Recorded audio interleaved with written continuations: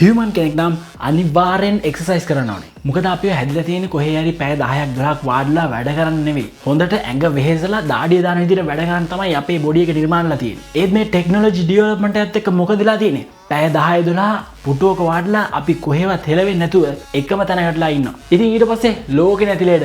ඉතින් මේ එක්සර්සයිස් කරන හා නොකරන කියන ජීවීන් කොට්ටාශ දෙක අතරින් එක්සර්සයිස් කරන සමහර අය ගෙදරම එක්සර්සයිස් කරනවා. තව සමහරක් ජිම් එකට ගිහලා එක්සර්සයිස් කරනවා. හැබැයි මේ ක්‍රම දෙකෙන් කොයිකද වඩාත්ම ඉෆෙක්ටිව් ක්‍රමේ? ගෙදරද ජිම් එකේද?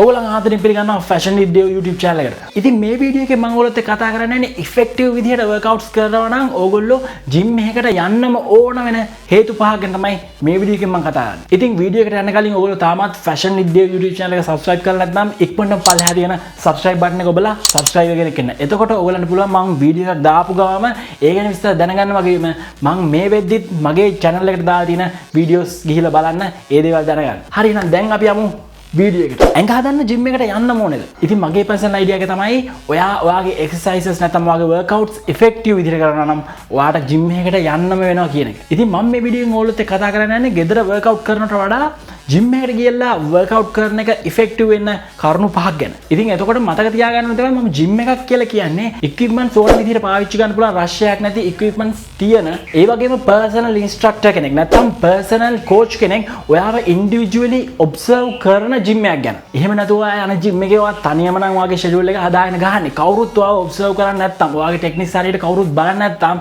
එහෙම ජිම් එකකට යනට වැඩිය ඇත්තටම ගෙදර සෙල්ලම් කරන හොඳයි. හරි එහෙනම් කතා ඇති අපි යමු ෆැක්ට්ස් පහ ගැන කතා කරලා. පළවෙනි එක තමයි මොටිවේෂන්. ඔයා ගෙදරදී හරි නැත්නම් ජිම් එකකට ගිහිල්ලා හරි එක්සර්සයිසස් කරන්න පටන් ගත්ත කියන්නේ ඒකම ඔයා ලොකු මොටිවේෂන් එකක් ලැබිච්ච හින්දා පටන් ගත්ත දෙයක්. මොකද හැමෝටම මේ දේ කරන්න බෑ. සාමාන්‍යයෙන් අද අපි පුරුදු වෙලා ඉන්නේ අපි වැඩ නොකරන වෙලාවට එක්ක ටීවී එක බලන්න නැත්නම් ෆිල්ම් එකක් බලන්න නැත්නම් Facebook එකේ සර්ෆ් කරන්න. ඉතින් ඔයා එක්සර්සයිස් කරන්න පටන් ගත්ත කියන්නේම ඔයා එතනින් ස්ටෙප් එකක් එළියට තියලා. ඒක ඔයාට ලැබෙන ලොකු මොටිවේෂන් එකක් එක්කම කරන දෙයක්. හැබැයි ඔයා ගෙදරදී එක්සර්සයිස් කරන්න පටන් ගත්ත කියලා හිතන්නකෝ. එතකොට ඔයාගේ වර්ක්අවුට් එක කරගෙන යනකොට ඔයාගේ බොඩි progress එකක් එනවා නම් ඔයාටම self motivation එකක් එන්න පුළුවන්. හැබැයි මතක තියාගන්න exercises පිළිබඳව නෙවෙයි ඕනම දෙයකට අපිට ඇති වෙන motivation එක ටික කාලයකදී අඩු වෙනවා. ඒ කියන්නේ motivation එකට peak එකක් තියෙනවා. ඒ peak එක ටික කාලයක් යද්දී අඩු වෙනවා. ඉතින් මේ ගෙදරදී ඔයාට ඇති වෙලා තියෙන මේ motivation එක එක දිගටම එක level එකක තියාගන්න තවදුරටත් facts ඔයාට හම්බ වෙන්නේ නැහැ.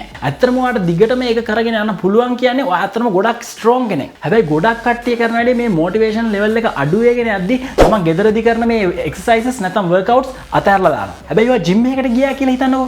ජිම් එක කියන්නේම මොටිවේෂන් ලෝකයක්. උදාහරණයක් විදිහට ඔයා ජිම් එකට ගියාට පස්සේ ඔයාට පේන තියෙනවා ඔයාට වඩා හොඳට බොඩි එක මේන්ටේන් කරගෙන මේ වෙද්දි හොඳ ප්‍රෝග්‍රස් එකකට ඇවිල්ලා තියෙන කට්ටිය. ඉතින් දැනටම මේ හොඳට ඇඟ හදලා ඉන්න කට්ටිය දැක්කම ඔයාට ගන්න පුළුවන් ලොකු මොටිවේෂන් එකක්. මාත් කවදා හරි අන්න එතනට එනවා කියන එක. ඒ වගේම ජිම් එකේ ඔයා කාලයක් සෙල්ලම් කරගෙන යද්දි ඔයාගේ ප්‍රෝග්‍රස් එකක් ඇති වෙන්න පුළුවන්. ඒ වගේම ඔයාට පස්සේ ජොයින් වෙන ඔයා ඒ දවස්වල ඉඳපු වගේ කෙනෙක්ව දැක්කොත් එහෙම ඔයාට එනවා මොටිවේෂන් එක. මං ඉස්සර ඉඳි මේ වගේ. නමුත් මට දැන් මෙන්න මේ වගේ තැනකට එන්න පුළුවන් වෙලා තියෙනවා. ඒ මේ ජිම් එකට ආපින්ද කියලා. ඒ වගේම සමහර ලාවට ඔයාට පස්සේ ජිම් එකට ජොයින් වෙන කෙනෙක් ඔයාවත් පාස් කරගෙන හොඳ ප්‍රෝග්‍රස් එකක් එක්ක එයාගේ බොඩි එක හදාගෙන ඉඳී තිනවා. එතකොට ඔයාට කල්පනා කරලා බලන්න පුළුවන්. ඇයි එයාට පුළුවන් නම් ඔයාට බැරි කියන එක. ඉතින් ඇත්තටම ජිම් එක කියන්නේ ඔයාට මොටිවේෂන්ස් 1000ක් වුණත් හොයාගන්න පුළුවන් දෙයක්. ජිම් එකේ වෙන හැම දෙයක්ම ඔයාට යූස් කරන්න පුළුවන් ඔයාගේ වර්ක්අවුට් එක නැත්නම් ඔයාගේ මේ එක්සර්සයිස් කරන එකට මොටිවේෂන් එකක් විදියට. ඒ වගේ මතක තියාගන්න මේ ජිම් එකකට විවිධාකාර අය එනවා. ඒ වගේම ගොඩක් ප්‍රශ්න තියෙන වෙන ප්‍රශ්න වලින් හිර වෙලා තියෙන අය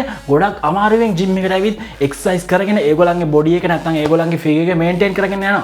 ඉතින් ඒ වගේ දේවලුත් ඔයාට හොඳ මොටිවේෂන් එකක් ඔයාගේ මොටිවේෂන් ලෙවල් එක එක මට්ටම තියාගෙන ඔයාගේ ගෝල්ස් වලට යන්න. දෙවෙනි එක තමයි right techniques. ඉතින් හිතන්නකෝ ඔයා ගෙදර එක්සර්සයිස් කරන්න පටන් ගත්තා කියලා. එතකොට ඔයාට සිද්ධ වෙනවා ඔයා මොන වගේ ෂෙඩියුල් එකක්ද කරන්න ඕනේ, ඒ වගේ මොන වගේ එක්සර්සයිස්ද කරන්න ඕනේ කියලා තනියම හොයාගන්න. ඒ වගේ මේ එක්සර්සයිස් කරන්න ඕන ටෙක්නික්ස් ටික ඔයාට හොයාගන්න වෙන්නේ ඉන්ටර්නෙට් එකෙන්. නැත්නම් YouTube එකෙන් නැත්නම් apps වලින් වගේ දේවල් වලින් තමයි ඔයාට මේ ටෙක්නික්ස් ගැන හොයාගන්න වෙන්නේ. එහෙම හොයාගෙන ඒ දේවල් බලාගෙන ඔයා කරත් ඇත්තටම ඔයාව කවුරුකත් ඔබ්සර්ව් කරන්න නැහැ ඔයා හරි ටෙක්නික් එක කරනවාද කියලා. ඒ වගේ මතක තියාගන්න ඕනේ දෙයක් තමයි ඔයා වැරදි ටෙක්නික් එකක් දිග කාලයක් ෆලෝ කරොත් එහෙම සමහරවිට ඔයාගේ මසල් growth එක සිද්ධ වෙන විදිය වෙනස් වෙන්න පුළුවන්. පස්සේ ඔයා හරි ටෙක්නික් එක හොයාගත්තත් ඔයා කාලයක් තිස්සේ කරපු ටෙක්නික් එක වැරදි නිසා ඒ මසල් එක හරියට ඉස්සරහට grow නොවෙන්න ඉඩ තියෙනවා. ඉතින් මේක ටිකක් serious issue එකක්. හැබැයි ඔයා gym එකකට ගියොත් එහෙම ඔයා යන පළවෙනි දවසේ ඉඳන් ඔයාට හරි schedule එකක් හම්බ වෙනවා. ඒ schedule එක ඔයාට හම්බ වෙන්නේ ඔයාගේ body type එක අනුව. ඒ වගේම ඔයාට පටන් ගන්නකොටම ඔයා කරන්න ඕන exercises කොයි විදිහට කරන්න ඕනේ, හරි ටෙක්නික් එක කරන්න ඕනේ කියලා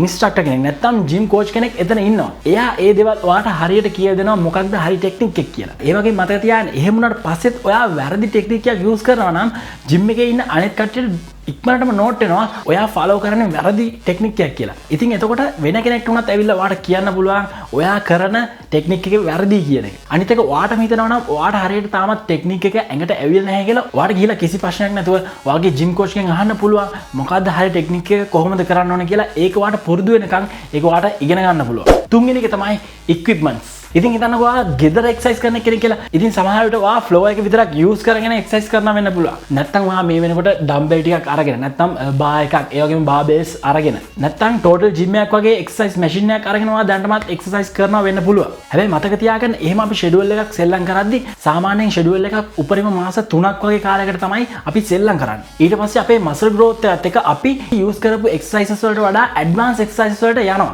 හැබැයි ඔයාට ගෙදරදී මෙන්න මේ දේ කරන්න ටිකක් අමාරුයි. මොකද ජිම් එකට ගියොත් එහෙම ඕගොල්ලන්ට ඒ මසල්ස් වලට වෙන් වෙච්ච එක්සර්සයිස් මැෂින්ස් තියෙනවා. ඒ වගේම ඇඩ්වාන්ස් එක්සර්සයිසස් වලට යන්න ඒවට අදාළ එක්සර්සයිසස් මැෂින් තියෙනවා. අන්න ඒ හින්දා ගෙදරදී ඔයා එක්සර්සයිස් කරද්දී කොයිම වෙලාවකට හරි ඔයාව හිර වෙනවා එක්සර්සයිසස් වල. ජිම් එක කවදාවත් මේ වගේ ප්‍රශ්නයක් එන්නේ නැහැ. මොකද ඕගොල්ලන්ගේ එක්සර්සයිස් වලට අදාළ වෙන් වූ equipments තියෙන හින්දා. ඉතින් අන්න ඒ වගේ වෙලාවට අපි අපේ weak muscles වලට වැඩිපුර attention එකක් දෙන්න ඕනේ. නැත්තම් වෙන්නේ ඒ weak muscle හරියට grow නැතොත් එහෙම අපේ ඇඟේ body shape එක වෙනස් වෙනවා. ඉතින් අන්න ඒ වෙලාවට ඒ weak muscles වලට කරන්න exercises හරියටම ඒ machines ඒ දේවල් හරියටම ඒ දේවල් අපි ගාව තිබ්බේ නැතොත් එහෙම ඒ muscle එක අපිට හරියට grow කරගන්න වෙන්නේ නැහැ. හැබැයි ඕගොල්ලෝ gym එකකට ගියොත් මේ වගේ ප්‍රශ්නයක් කවදාවත් වෙන්නේ නැහැ. ඕගොල්ලන් schedule එකට වෙනස් වෙද්දී ඒ දේවල් වලට අදාළ advanced exercises කරන්න equipments ඕන තරම් gym එකේ ඕගොල්ලන් තියෙනවා. ඊළඟ එක තමයි time frame එක. හිතන්නකෝ ඔයා ගෙදරදී එක්සර්සයිස් කරන්න කියලා. එතකොට ඔයාගේ මයින්ඩ් එකේ හැම වෙලේම වැඩ කරනවා ඔයාට ඕන්ලාක මේ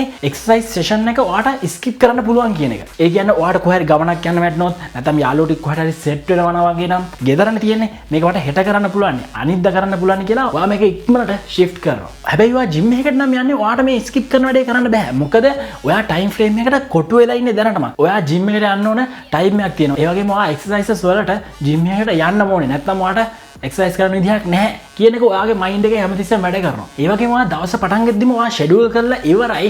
ඔයා ජිම් එකට යන්න ඕනේ වෙලාව. කීයටද යන්නේ? කොයි වෙලාවටද යන්නේ? කොහොමද යන්නේ? මේ දේවල් ඔක්කොම ෂෙඩියුල් කරගෙන ඉවරයි. අනිත් එක ඔයා ජිම් එකට යන්නේ ඔයාගේ යාළුවෝ ටිකත් එක්ක වෙන්න පුළුවන්. නැත්නම් ඔයාගේ පාර්ට්නර් එක්ක වෙන්න පුළුවන්. නැත්නම් ගර්ල්ෆ්‍රෙන්ඩ් එක්ක, නැත්නම් වයිෆ් එක්ක. මේ කවුරු එක්ක ඔයා ජිම් එකට ගියත් මේ ජිම් එකට යන එක ස්කිප් කරන එක ලේසි වෙන්නේ නැහැ. මොකද ඒ කට්ටිය ඔයාව ජිම් එකට අරන් යන්න ෆෝස් කරන හින්දා. අනිත් එක ඒ විදිහට ඔයාට ජිම් පාර්ට්නර් කෙනෙක් ඉන්නවා නම් එයාට නැත්නම් ඔයාට අනිවාර්යෙන් දෙන්නගේ සපෝට් එක ඕන වෙන හින්දා ඔයාලට හිතෙච්ච ගමන් ඕගලන්ගේ ජිම් සෙෂන් එක ස්කිප් කරන්න බෑ. අනිත් තව ලොකු කාරණාවක් තමයි ඔයා දැනටම ජිම් එකට පේ කරලා ඉවරයි. ඒක සමහරවිට මාසෙකට වෙන්න පුළුවන්, නැත්නම් මාස 3කට, මාස 6කට, අවුරුද්දකට වෙන්න පුළුවන්. ඉතින් ඔයාගේ මේ ජිම් එකට පේමන්ට් එක කරන්නේ දෙමාපියෝ වෙන්න පුළුවන්. එහෙම වුණොත් එහෙම ඔයාට ගෙදර නැවතිලා ඉන්න හම්බ වෙන්නේ නැහැ. සල්ලි ගෙවුම නිසා අනිවාර්යයෙන්ම කොහොම හරි ඔයාව ජිම් එකට යවනවා. නැත්නම් ඔයාම නම් ඔයාගේ ජිම් එකට පේ කරලා තියෙන්නේ ඔයාගේ මයින්ඩ් එක හැමතිස්සෙම කියනවා. මොකද ඒක කරන්නේ ජිම් එකට ඵලයක් නැත්නම් ගෙදරටලා සල්ලි ටික ඉතුරු කරගන්න කියලා. ඒ වගේම කියන්න ඕනම දෙයක් තියෙනවා. ඔයා ජිම් එකට යනලාට ලස්සන ගෑනු ළමයි 3-4 දෙනෙක් ජිම් එකට එනවනම් ඒ අතරින් එක්කෙනෙක් ස්පෙෂල් නම් ඔයාට ඒ වෙලාවට ජිම් එකට යන්නම වෙනවා.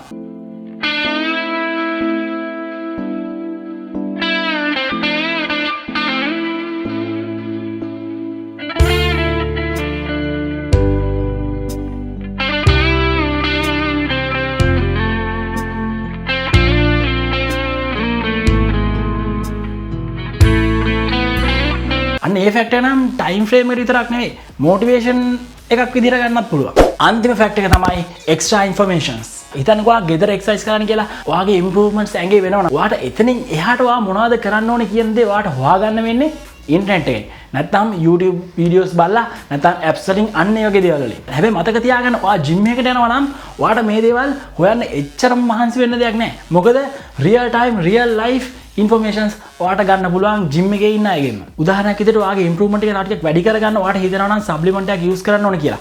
ඔයාට ඒක ගෙදර ඉන්නවා නම් ඔයාට ඒක හොයන්න වෙන්නේ ඉන්ටර්නෙට් එකේ. නැත්නම් YouTube බලලා වෙන මොකක් හරි source එකකින්. හැබැයි gym එකකට යනවා නම් ඔයාට පුළුවන් ඇත්තටම මේ supplements use කරපු කීප දෙනෙක්ගෙන් මේ දේවල් අහලා බලන්න. හොඳ body shape එක maintain කරන හොඳ ඇඟවල් තියෙන දෙතුන් දෙනෙක්ගෙන් අහලා බලන්න මොන වගේ supplements ද හොඳ. ඉතින් යන්න ඒ වගේ අයගෙන් ගන්න information ඇත්තටම real time real reviews.